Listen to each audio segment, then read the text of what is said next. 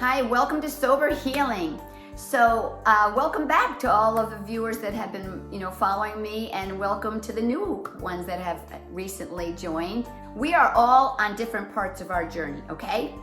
So, I have already been through a year of quitting the addiction. So, I am in a different place than you might be. But when you first quit the addiction, it's very important that you address the physical parts that need to be solved before you can move on to the emotional and spiritual. Those physical things need to be solved so that you don't go back to your addiction to get them, okay? My first videos, several of them, are all on ideas to help you get through that physical problem. I did it on my own. I would not recommend doing it completely on your own. I did have friends.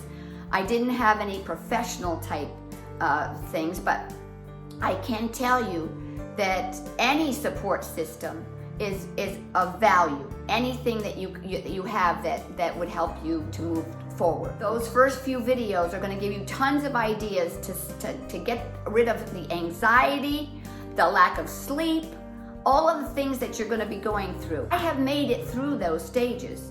Now, at this point, I'm dealing with the emotional stages, and I'm learning step by step where I fit in this world.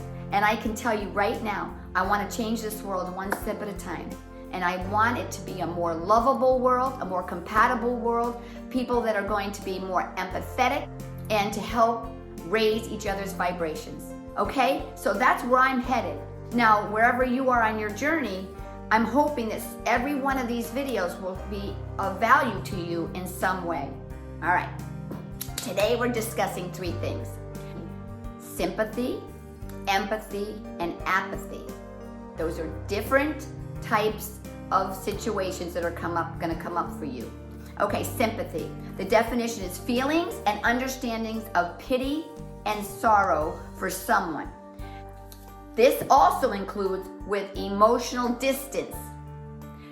You can be sympathetic for someone, but you're not involved where you're so involved that you take that on with you home. So basically, like when people send sympathy cards, they're saying, I'm sorry for your pain.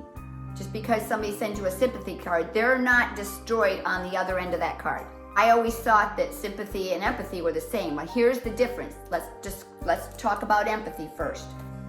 Empathy, similar to sympathy, and understanding it from their point of view.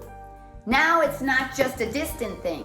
Somebody has just told you they lost a pet, and all of a sudden you feel their pain. Okay, but that one type is where I'm at, and that has been my problem since I've been a child.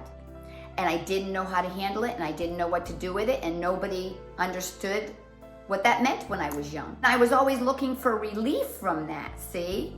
So of course, drinking numbs that, and which is a wonderful thing for an empath. Okay, and that's the problem. I'm learning how to deal with it now. I'm learning how to work through that. All right? So there's three types of empaths. Cognitive, which is going to be you are understanding their perception of what is exactly going on. They're standing there telling you this is how bad things are in their situation, and you understand exactly. You might have been through it before, you've heard about it before, and you do acknowledge that, wow, I am so sorry. The next thing is the emotional, which is what I was talking about that I have. That part is when you feel whatever stabbing pain somewhere in your body that they are feeling. Okay, the third type, now you can feel their concern of what they need for you to solve it.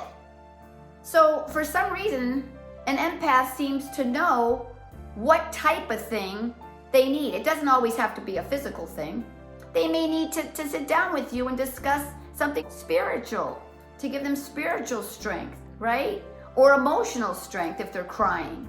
Maybe you just want to hold on to them and let them cry, or maybe you want to give them some words of wisdom.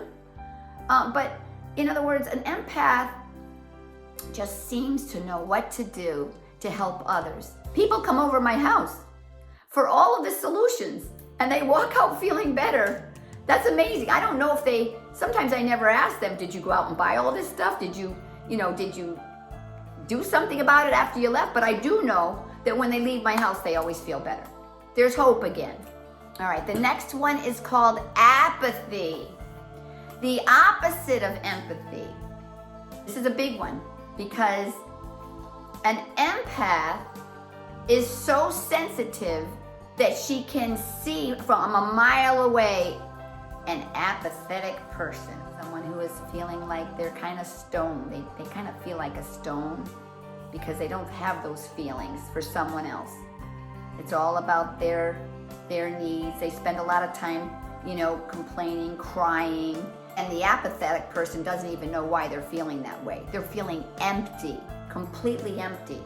I feel sorry for that type of person. I really do. The world has become a killing place, okay?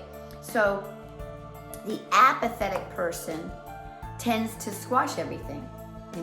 They're not feeling any feelings for anyone else, okay?